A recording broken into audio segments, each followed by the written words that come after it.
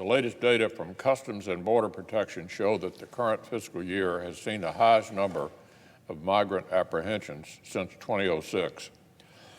Let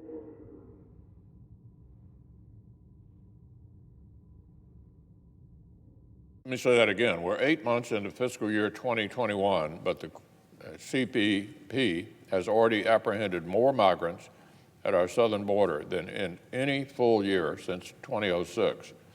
It's hard to overstate the humanitarian and security crisis that's unfolded this year. Monthly arrivals of unaccompanied minors reached their highest levels on record. Higher border traffic concealed an alarming rise in flows of deadly drugs like fentanyl. CBP recently announced its apprehensions even included individuals who are on the terrorist watch list. The origins of this crisis are certainly not a mystery.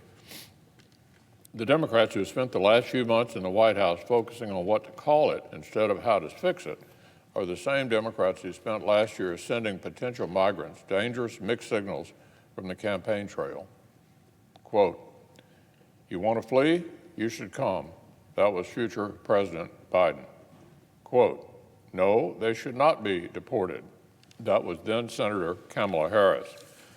Sure enough, CBP officials are reporting that many migrants they encounter believe that, quote, "there has been a change in immigration laws, a gap in enforcement on the U.S. border under the new administration." But if you ask now Vice President Harris, the administration's point person on the border, there's apparently blame to be found everywhere but her own party's rhetoric on immigration. And there's value in going just about anywhere but the border itself. This week, the Vice President's investigation of the root causes of migration brought her to Guatemala and Mexico. The administration's delegation was apparently keen to talk about factors like corruption and climate change. But the president of Guatemala had a different agenda. As he put it, quote, "We asked the United States government to send more of a clear message." Sound familiar? Of course, one place Vice President Harris did not stop on her trip was the U.S. Mexico border. And bizarrely, when she even plans to do that remains completely unclear. When asked about it in an interview this week, the Vice President responded with a laugh, "I don't understand the point that you're making," she said. So, Mr. President, for months, the Biden administration has assured the American people that when it comes to our southern border, Vice President Harris has it covered.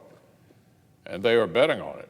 The White House budget request proposes no increase in funding for DHS, whose agents are working overtime to contend with the crisis on the ground. Well, there are a lot of folks on both sides of the border who are still waiting for the point person to actually take charge.